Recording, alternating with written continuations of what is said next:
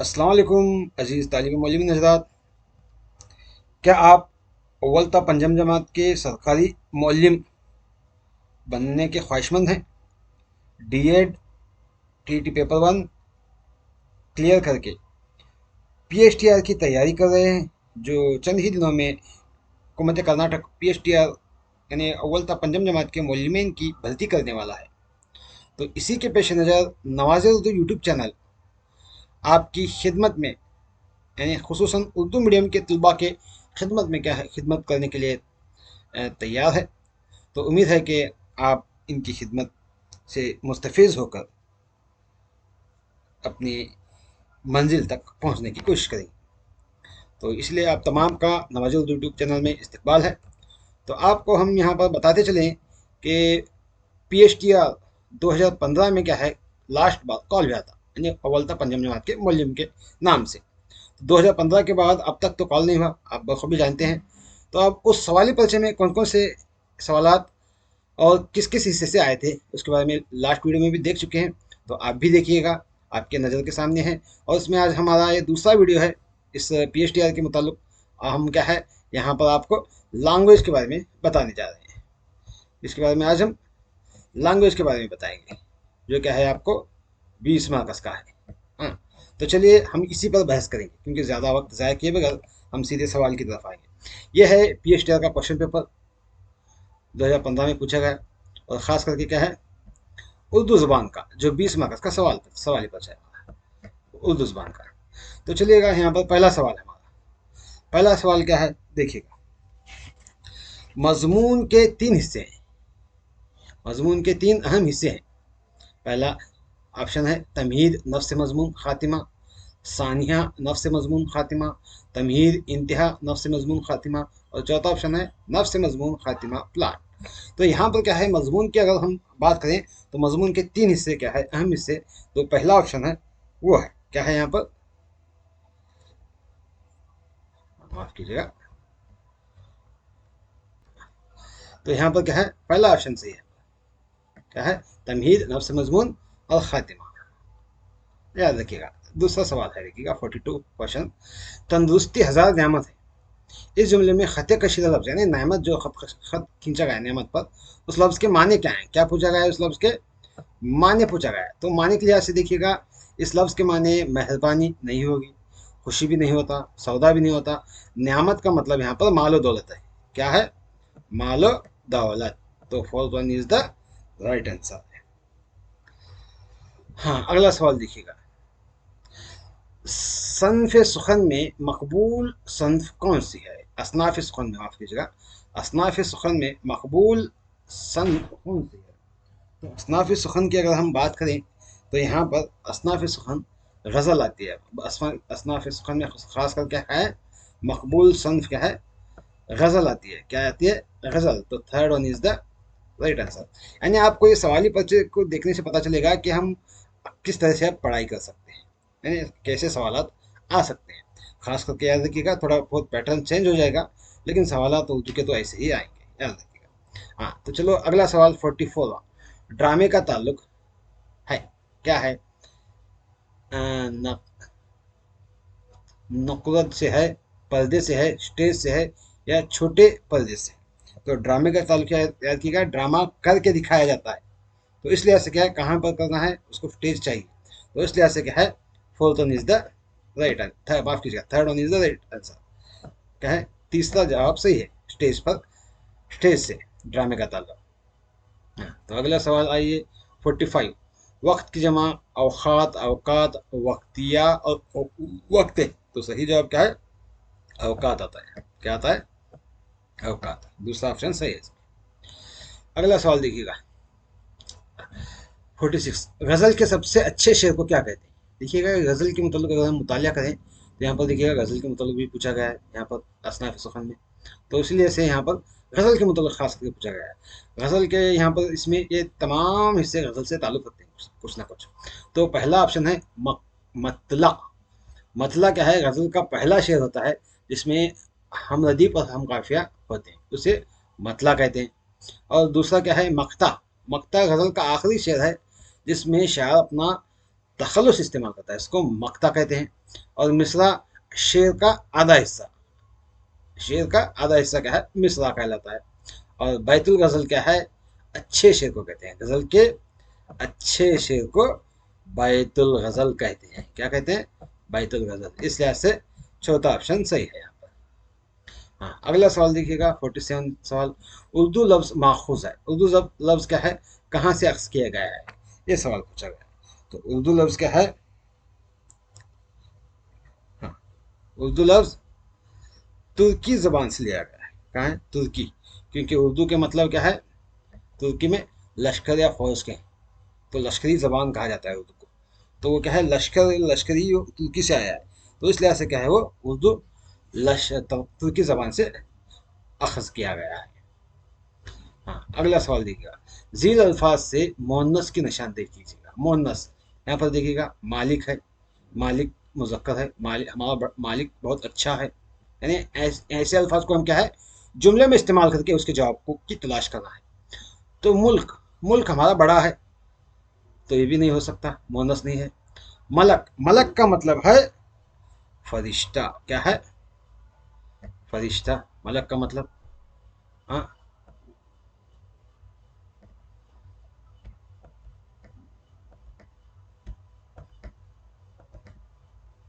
मलक का मतलब फरिश्ता, जैसे मलकुल मौत, फरिश्ता बहुत खतरनाक है, बहुत बड़ा है, तो इस लिहाज से ये भी नहीं होता। तो फौतन मलिका बहुत आसान है, मलिका, मलिका यानी रानी, रानी को कहा जाता है, तो इस लिहाज से क्या है, फौतन इज द राइट आंसर, सही जवाब है। और एक यहाँ और एक लफ्ज आता है इसी में, मीम लाम काफ के हिसाब से, मिल्क, मिल्क यानी जागीरी, जागीरी हम बहुत ज्यादा है, वो भी मुजक्कर रहता है, तो इस लिहाज से क्या है, सवाल पूछे जा सकते हैं। तो आप क्या करना चाहिए, ये सवाल जो होते हैं इसके ऑप्शन की तरफ भी ध्यान देना है।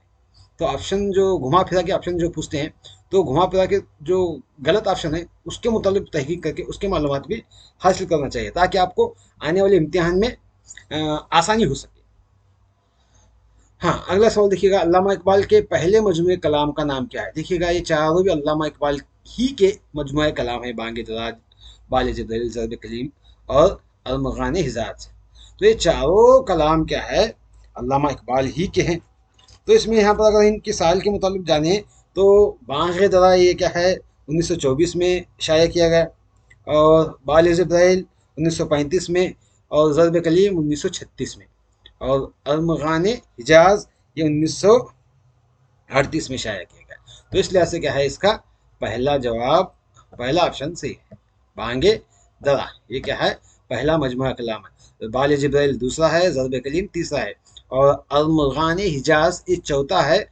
और ये अल्लामा इकबाल के वफात के बाद शाया होने वाला मजमुआ है। कौन सा, अलमगान हिजाज, याद रखिएगा, ये वफात के बाद शाया हुआ है।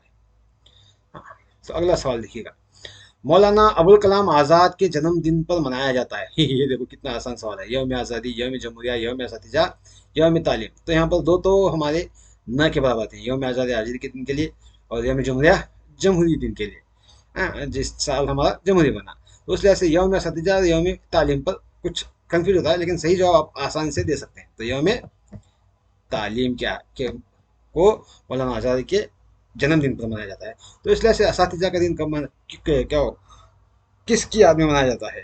असातिज़ा का दिन क्या है, सर्वपल्ली राधा कृष्णा के पैदाइशी दिन के दिन मनाया जाता है, यौम असातिज़ा कह के। वो उनकी पैदाइशी तारीख क्या है, 5 सितंबर, और यौम तालीम क्या है, हम 11 नवंबर को मनाते हैं। तो इसलिए से ये सवाल होगा। अगला सवाल देखिएगा, यहाँ पर क्या है, इमले के मुताबिक पूछा गया है, अलीफ का लाम है, तो अक्ल बड़ी के भैंस खत कशीदा लफ्ज का सही इमला लिखना है। क्या करना है, ये इमला, इमलों के मुताबिक क्या है, छठी सातवीं के दरसी किताब में आप देख सकते हैं, वहाँ भी बच्चों को जांचने के लिए इस तरह के अल्फाज इस्तेमाल किए गए हैं। तो इस तरह से क्या है, हमें सही इमले की भी पहचान होना चाहिए। तो इस लिहाज से अगर हम इसमें देखें, तो इसमें पहला ऑप्शन जो है अकल, आइन से आता है, अकल कैसे आता है, आइन से। तो इस लिहाज से क्या है, फर्स्ट वन पहला ऑप्शन क्या है, इसका सही जवाब है। हाँ, उसके बाद अगला सवाल देखिएगा, नज़म के माने हैं, नज़म के नज़म के माने क्या है। नज़म के माने देखिएगा मोती पुरोना है, मोती बिखेरना है, मोती लुटाना है, मोती डालना है। तो असल में नज़म के माने हैं मोती पुरोना आते हैं। क्या आते हैं? मोती पुरोना।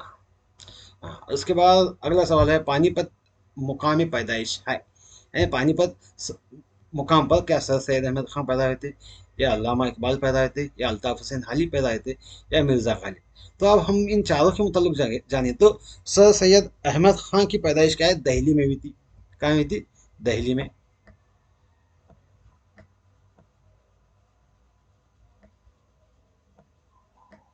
हाँ, और अल्लामा इकबाल की पैदाइश क्या है? सियालकोट में, आप जानते हैं। हाँ, माफ़ कीजिएगा, लिखना तो यहाँ पर मुश्किल हो रहा है, फिर भी मैं थोड़ा बहुत लिख रहा हूँ आपके लिए।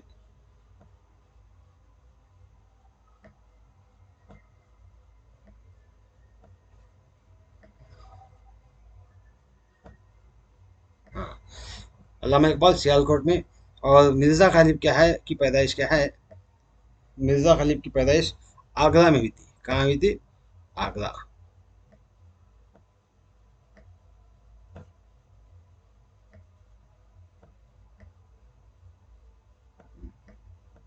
आगरा में हुई थी।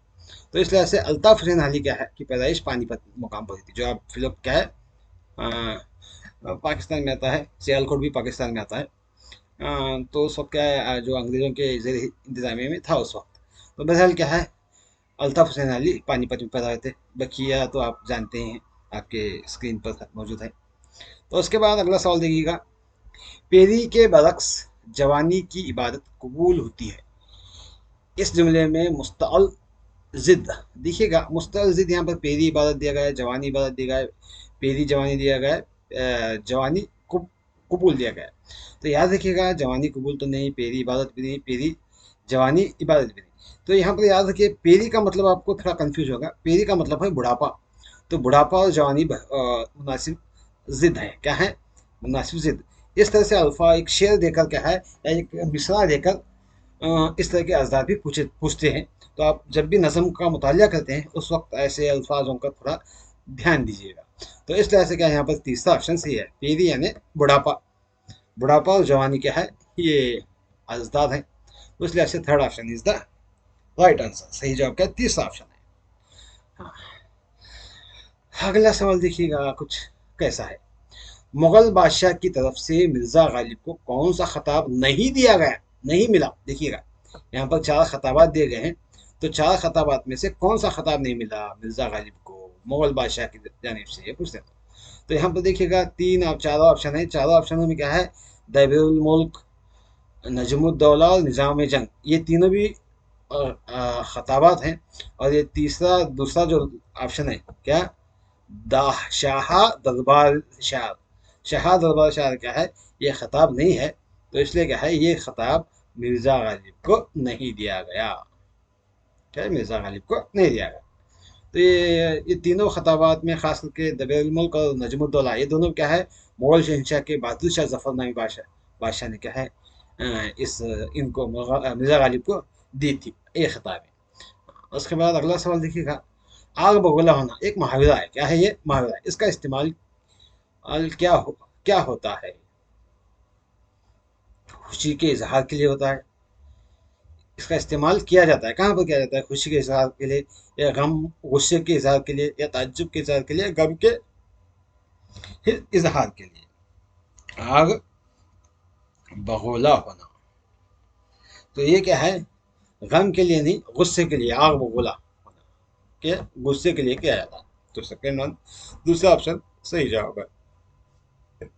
अगला सवाल देखिएगा, नस्र की मकबूल सनफ, वहाँ पर असनाफ सुखन कौन से हो? असनाफ सुखन के बारे में पूछा था। यहाँ पर सिर्फ नस्र के बारे में पूछा है। नस्र की मकबूल सनफ कौन सी है? तो नस्र की मकबूल सनफ क्या है? अफसाना है। याद रखिएगा, अफसाना क्या है? नस्र की मकबूल सनफ है। उसके बाद अगला सवाल है, वो नज़म जिसमें खालिक कायनात की तारीफ हो। नात में क्या है? मोहम्मद सल्लल्लाहु अलैहि वसल्लम की तारीफ होती है। और कशीदा में क्या है? किसी शख्स, बादशाह या बुजुर्ग या मजहब की तारीफ की जाती है कसीदे में। बादशाह, शख्स, बुजुर्ग या मजहब की तारीफ की जाती है कसीदे में। और हम तो मालूम है इसका सही जवाब हमद ही है तीसरा ऑप्शन, यानी खालिक कायनात की तारीफ। लेकिन इनके बारे में मैं बताता चलूँ आपको। मनकबत, मनकबत क्या है? इस्लामी, किसी इस्लामी हस्ती के बारे में, जो औलिया अल्लाह, पैगम्बर, हाँ, दीगर पैगम्बर, हुजूर सल्लल्लाहु अलैहि वसल्लम के बारे में नात। तो बकिया पैगम्बरों के लिए क्या है? मनकबत, या बुज़ुर्गान दीन, औलिया अल्लाह, सहाबा कराम, उनकी तारीफ में क्या है? मनकबत गाई जाती है, मनकबत लिखी जाती है। तो क्या है, माफ कीजिएगा, तो यहाँ पर क्या है, अ, तीसरा तीसरा ऑप्शन सही है। क्या तीसरा ऑप्शन सही है इसमें इसका जवाब? अगला सवाल देखिएगा। लफ्ज आलम का मुतरादिफ क्या है? आलम का मुतरादिफ जमीन नहीं, आसमान नहीं, उफ्क नहीं। आलम का मतलब मुतरादिफ यानी हम माने अल्फाज क्या है? कायनात है। क्या है? कायनात है। हाँ, अगला लफ्ज देखिएगा। रुबाई, आखिरी सवाल इस सेशन का, यानी इस उर्दू का आखिरी सवाल, जो 20वां सवाल है। इसमें 60 नंबर है, क्योंकि 40 सवाल जीके और साइकोलॉजी को मिलाकर 40 हो गए। तो ये अगला इससे क्या है, ये 20 सवाल आते हैं। 20वां सवाल है, रुबाई का कौन सा मिसरा रदीफ और काफिया का पाबंद नहीं होता? रुबाई का कौन सा मिसरा, पहला है या दूसरा है या तीसरा है या चौथा? तो उस लिहाज से क्या है, अगर हम देखें तो इसमें तीसरा मिसरा रदीफ और काफिया के का पाबंद नहीं होता। पहला, दूसरा और चौथा रदीफ और काफिया का पाबंद होता है। इस तरह से क्या है, 2015 में जो सवालाती पर्चा निकाला गया था, ये पूछा गया था। इसी तरह से इस सवाली पर्चे को आप मद्देनजर रख के आपकी अगली तैयारी, जो PhD की तैयारी करने वाले तलबा है, इसकी तैयारी कर सकते हैं। तो आपके खिदमत में हम व्हाट्सएप का एक ग्रुप बनाए हैं नवाज उर्दू चैनल की जानिब से, जो रिक्वायरमेंट, टीचर्स रिक्वायरमेंट इन के यानी कल्याण कर्नाटका के नाम से। हालांकि नॉन HK के तालिब इल्म भी इसमें शामिल हो सकते हैं, क्योंकि उनके लिए भी, उनको भी वहाँ पर कुछ हिस्सा होता है लिखने के लिए, या यहाँ पर भी अगर बुलाएं तो उनको भी क्या है, वो फ़ायदा मंद होगा। क्योंकि अब फिलवक्त हुकूमत कर्नाटक, कल्याण कर्नाटक में ही क्या है, कॉल फॉर्म ज़्यादा करने वाली है। इस लिहाज से मैंने इसका नाम इस तरह से रखा है। अगर आप चाहते हैं तो हमारे इस व्हाट्सएप ग्रुप में ज्वाइन होकर मज़ीद हमें खिदमत करने का मौका दे सकते हैं। तो इसका लिंक भी मैं डिस्क्रिप्शन में भी दूंगा, और आपकी स्क्रीन पर जो QR कोड है, इसको स्कैन करके भी आप शामिल हो सकते हैं। उम्मीद है कि आपको हमारा ये वीडियो पसंद आया होगा। मज़ीद इसी तरह से हमें आपकी खिदमत का मौका दीजिएगा, और इस वीडियो को लाइक, शेयर, सब्सक्राइब करना मत भूलिएगा। इंशाल्लाह हम अगले वीडियो में मुलाकात करेंगे। अल्लाह हाफिज़।